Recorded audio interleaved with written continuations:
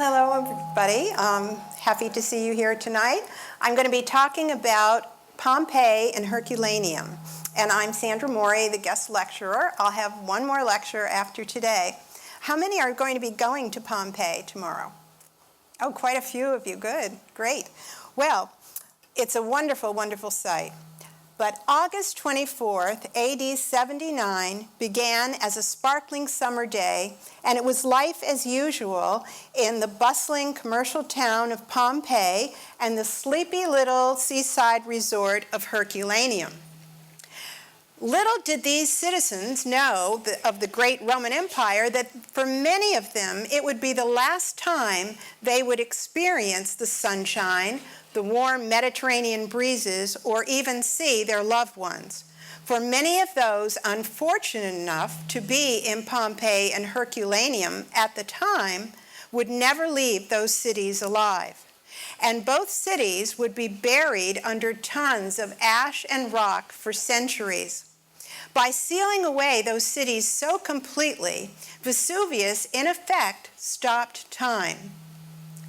But beneath that massive covering of ash and rock, they were preserved as they never would have been, because it set up a kind of conditions that allowed even the tiniest and most fragile objects of daily use to survive.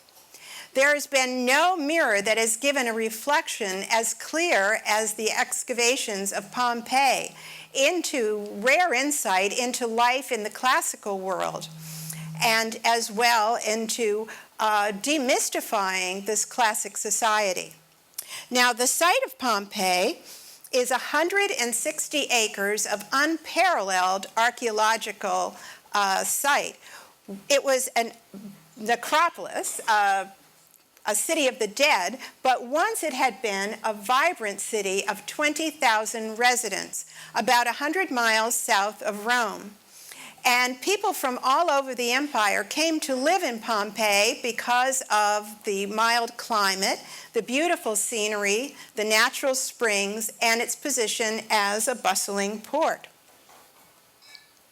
In this shot, you can see Vesuvius, the outline or silhouette, looming ominously in the background.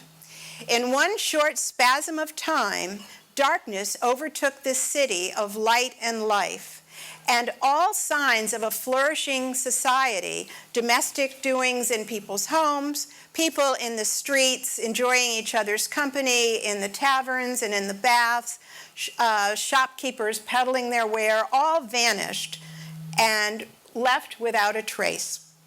But this devastation was not without warning.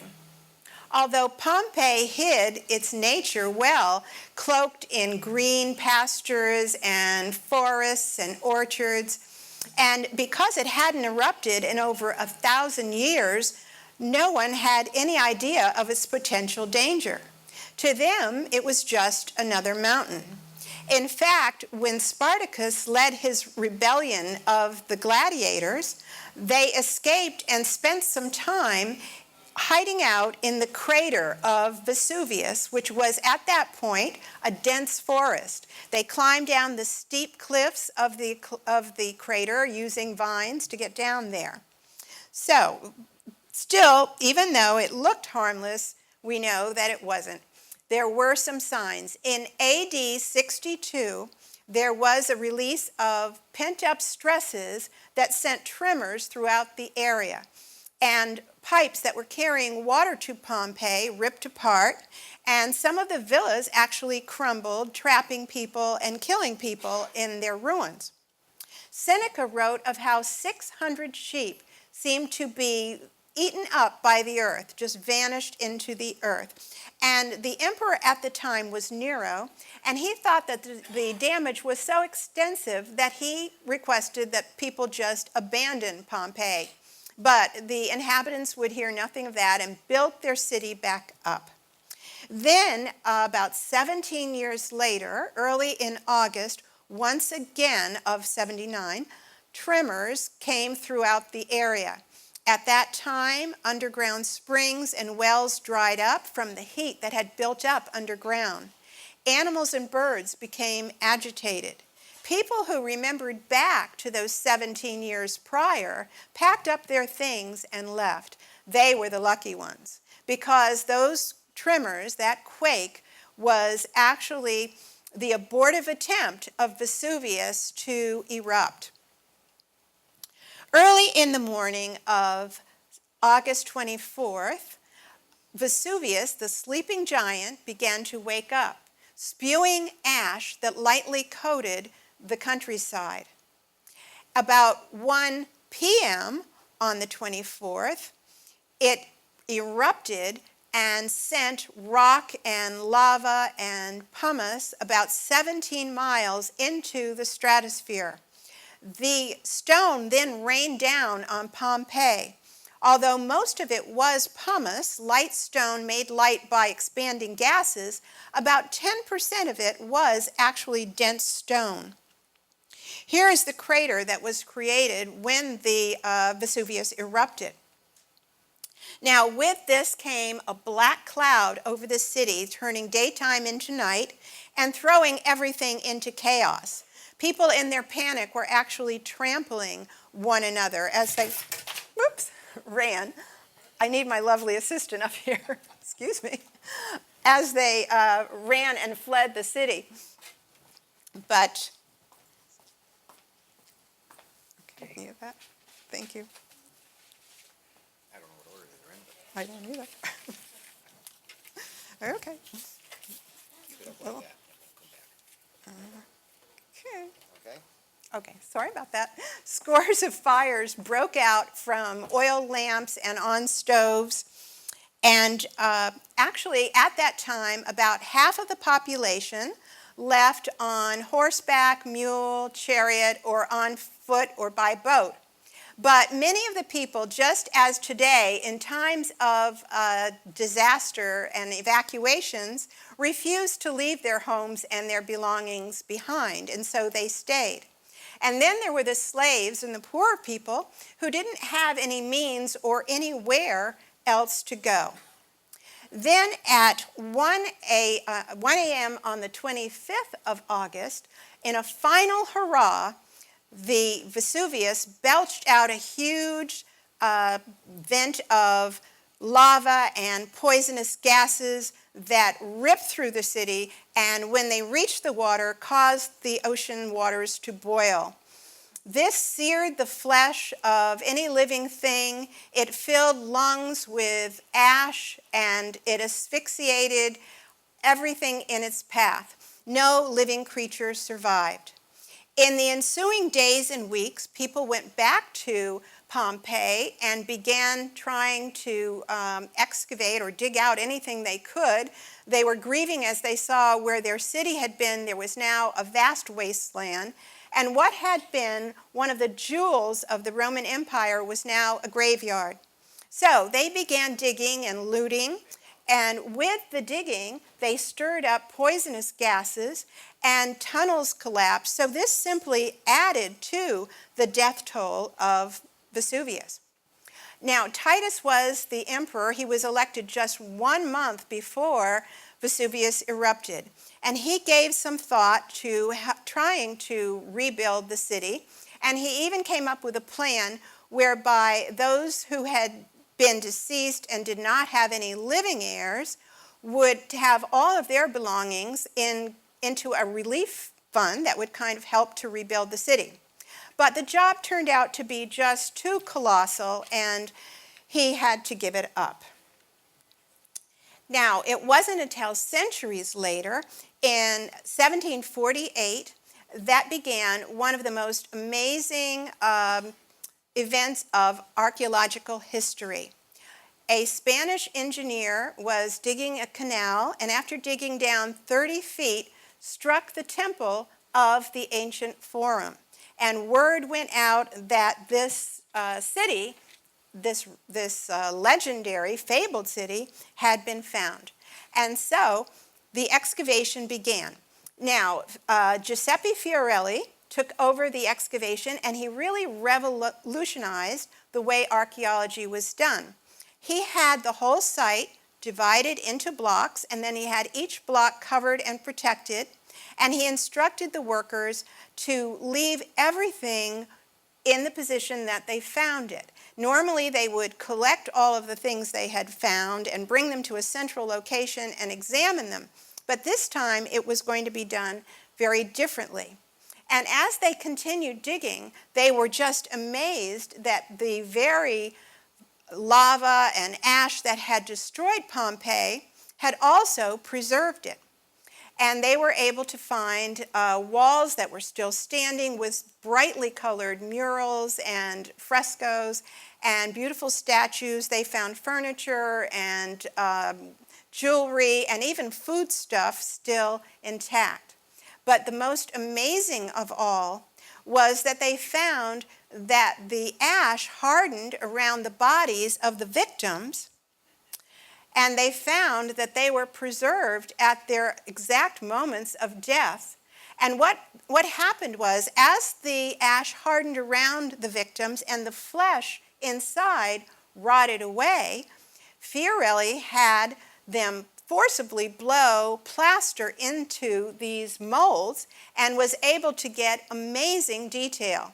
Like here you see the expression of terror that has lasted over 2,000 years. So many of these victims we see, this is called Lava Man. You'll be able to see a lot of these at the site, and you will be able to see exactly what happened to some of these poor souls. Here's a couple that died together, obviously trying to comfort each other, trying to protect each other from the devastation that was going on. This is a group. There were 9 people that huddled together in the ground floor of a house, and as the rain of stone and pumice came down and pounded through the windows and the doors and the roofs, the lapilli gradually rose up to about 8 feet, but they were able to climb up on top, and they were doing that and waiting for the rain of stone to stop so that they could go back outside again. And when it did, they went out and momentarily got a little breath of air, but it was only momentarily, because at that point, that wave of poisonous gases and ash swept through the city and snuffed out their lives as well. Every little living thing, this poor little pig was running for its life and just was felled instantly. But there were so many poignant scenes that you will see, like this family that all died together. And this, I feel, is especially poignant. The utter despair of this young boy who just sits down and puts his head in his hands and just accepts the inevitable, that he knows he's going to die.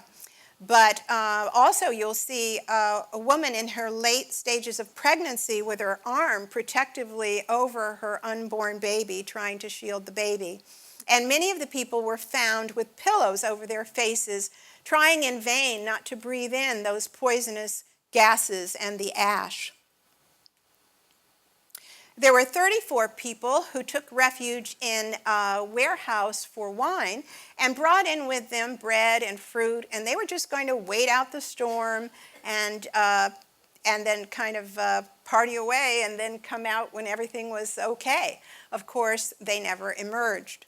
One man and his faithful pet, his dog, took refuge in the northern wall of the city, but after the thunderous stone and rock had stopped, they found that they had been sealed in, and the man slowly starved to death, while his faithful pet, mad with hunger, ended up ripping the flesh off of his bones. And you can see in the skeleton the tooth marks of the dog still there.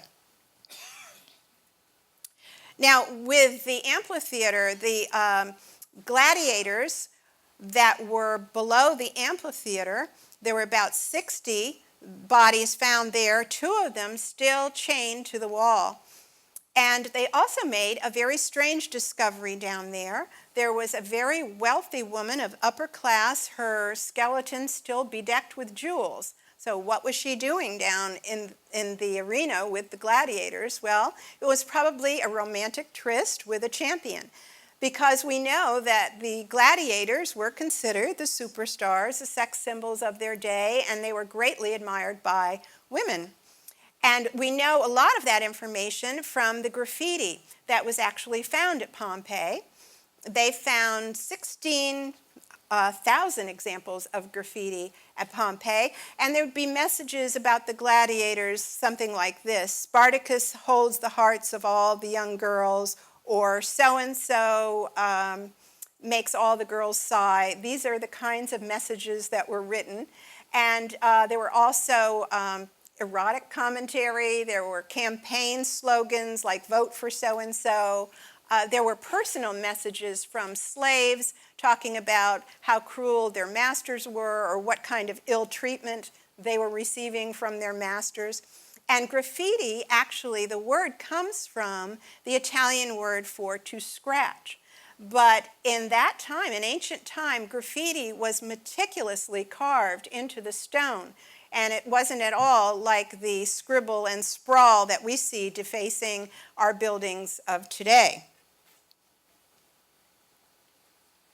There were hundreds of shops and restaurants and wineries lining the streets of Pompeii. You'll be able to walk the streets and see these different buildings that were shoe repairs or barbershops kind of places.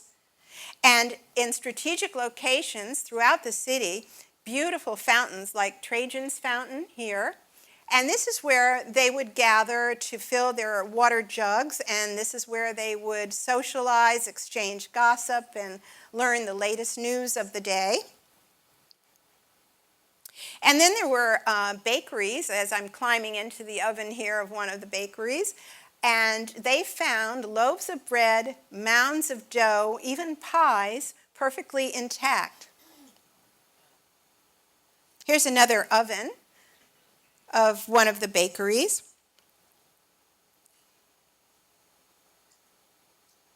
And they, of course, had the baths, because there were about 3 bath complexes in Pompeii, and the Romans loved these baths. They were architectural marvels, beautifully decorated, and they would spend hours here. High vaulted ceilings, very luxurious, and some of the beautiful frescoes are still very evident. You'll be able to see those, as well as statuary. Here's a statue that was found in the baths as well. Now, there were also 7 brothels in Pompeii. And so the women who worked in these brothels were usually slaves or captives from wars, and they weren't treated very well at all. They worked for a pimp, just as today, but it was perfectly acceptable for someone to avail oneself of their services. In fact, Roman families actually felt that this was a good thing, that it helped the families to stay together, because a man didn't have to seek an extramarital affair, he would simply go to the brothels. So they thought that it was a pretty good solution. Now, we know, because there were 7 brothels in Pompeii, that it was a very prosperous city, because obviously the people did have money to burn. You'll see, usually when you go, you'll see a big line outside the brothels. There's always a line there. And it's because inside they do have the frescoes that show the different services available to their clients, and so people like to go in and take a look at those. But you'll see the paved roads, and look down and you'll notice the ruts of the chariot wheels that you'll still be able to see in these paving stones. And at certain intersections along the way, you'll see some high pavers. The cobbles there are meant so that people can cross the streets in times when they're flooded and keep their feet dry. There are some beautiful homes in Pompeii. As I mentioned to you, it was a very prosperous community. And so you have the homes of the well-to-do that are still in wonderful condition. And the homes there are normally built around a courtyard. And they really like their privacy. So from the outside, you'll hardly see any windows at all. And if they do have a window, it's probably just going to be a small, high window that's not at street level. And these courtyards, the main purpose was to let light into the room, since they didn't really have many windows at all. This is the house of Vedi, and this was owned by two very wealthy Vedi brothers. And they have some beautiful frescoes and gardens here in the courtyard. This is the house of the Faun, and I just love this very delicate statue of the Faun that you see out front. And this house has some beautiful tile floors. These are all tiny mosaics and beautiful patterns here. And here are some of the frescoes. Now, the frescoes, the murals on the wall, were really done so that it gave some depth to the room and gave them a feeling of spaciousness to these small rooms. And most of them were classical themes, mythology, and that kind of thing. But now here's a mosaic that was on a wall, and the rooster kind of thing. I have a rooster kind of thing going on in my kitchen at home, so I especially like that one. But this is another one of my favorites. This is a seafood. Oh, that was bad. The sea life. You can see where my mind is. I've been cruising too long. I'm thinking about eating everything. But you can see that octopus is battling some other sea creature there in the center of the picture, but there are all kinds of fish and eels and sea serpents and all kinds of sea life in this particular one. And then this one of the chariots is so detailed. I mean, they've even gotten into shading a little bit, and these are all mosaics, so all stone. So you want it, when you're there, take a look at some of these kinds of things. They're marvelous. But the same eruption that destroyed Pompeii also destroyed Herculaneum. But Herculaneum, being closer, was buried even more deeply to a depth of 65 feet. Herculaneum was discovered in 1709 by a well digger who happened to strike the stage of a buried theater. And so they started excavating, but the excavations went on in the 18th and 19th century, and they still feel that there's a lot more to be excavated there, but they were not well supervised the way they were in Pompeii. And so what was happening is people were digging things and carrying off dressed marble and bronze and other treasures, bringing them back to Naples to decorate the palaces of the city. Herculaneum was much smaller than Pompeii, about 5,000 permanent residents, but it was mostly as a second home, a vacation home by the sea, and so most of the buildings were built for leisure. And you can see there's kind of like forerunners of our modern day apartment buildings. There would be no forum here because this was just along the shore and just meant as a place to go and relax and have a holiday.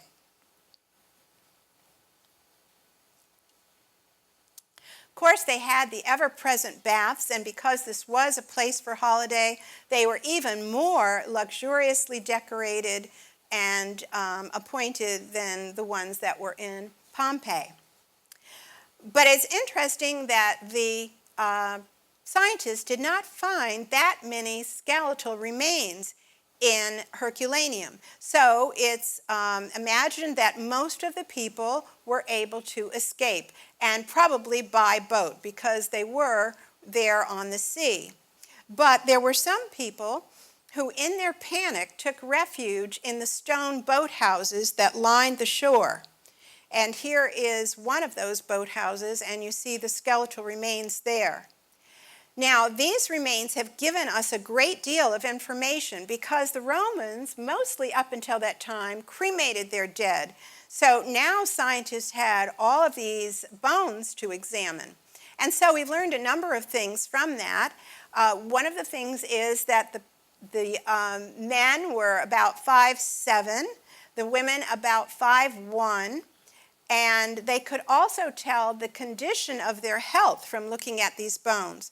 So it was learned that the slaves were maltreated because their bones were deformed and so on. Also malnourished, and broken bones, they could see where they had healed and been broken, that kind of thing. But also their teeth were remarkably good, much better than the contemporary Italian teeth today, and that's because they had no sugar in that time to destroy their teeth the way we do. Now, they also found evidence of lead poisoning, and that's because they would take the cheap wine that they had and put honey in the wine and then boil it in lead pots to make it taste better. But that could be part of the reason for some of the mental instability we see, especially in some of these emperors who were drinking lots of wine, because lead will cross that blood-brain barrier and can cause symptoms of insanity and dementia when you have high lead poisoning.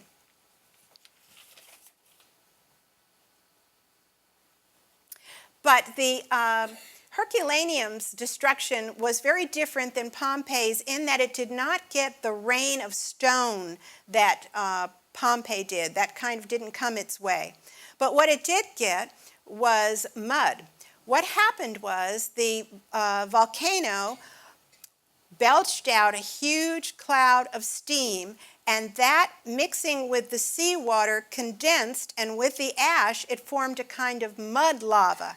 Now, mud lava was very different than the fire lava that came directly from the crater of the volcano. And mud lava, because it moved more slowly, as it oozed in and filled a room, it actually didn't disturb the position of things like cradles or pots. And it might scorch paper or cloth, but it didn't actually burn them up. So we were able to see a lot more. And even eggshells remained intact. And at one of the wine shops, there were jars mostly filled with nuts, and then on the counter, they could still see nuts that had been put out as samples for the people that were coming there to have wine. So to be able to glean details like that they were handing out samples of nuts, is just amazing. Now, the volcano of 79 AD altered the geography of the region. It changed the course of the river Sarno. It moved the coastline ahead by 1.5 miles, and it also obliterated forests and marshy areas as well. But it allowed us to kind of demystify an ancient civilization and go back and examine that. Now, today, graffiti and vandalism and tourism, damage from tourists coming through, has been called the second death of Pompeii and Herculaneum. Scientists feel that we could have another major eruption of Vesuvius. The last eruption was in 1944, and only 45 people were killed. But now, with the dense population in the Bay of Naples area, there are 3 million people in the shadow of Vesuvius today, and Naples is actually just 9 miles away from Vesuvius. The destruction would be just unimaginable, because they feel that the magma, they know the magma is about 5 miles below the surface, and the pent-up pressure from the gases could cause a pyroclastic eruption, which is a much more dangerous eruption, for example, than Mount Etna. We all probably saw the smoke coming from Mount Etna, which is always active, but Mount Etna has been called the friendly giant because it's characterized by relatively slow lava flows and relatively low output of gas. So it isn't the kind of volcano that causes a loss in human lives normally. But if this blew, this would not be that type. It would be a much more dangerous pyroclastic eruption, and so the devastation there would be just unimaginable. So I thank you all so much for joining me tonight Sorry about the little incident in between, but I hope that you all have a wonderful time at Pompeii or wherever you're going to go tomorrow. And thank you for coming very much.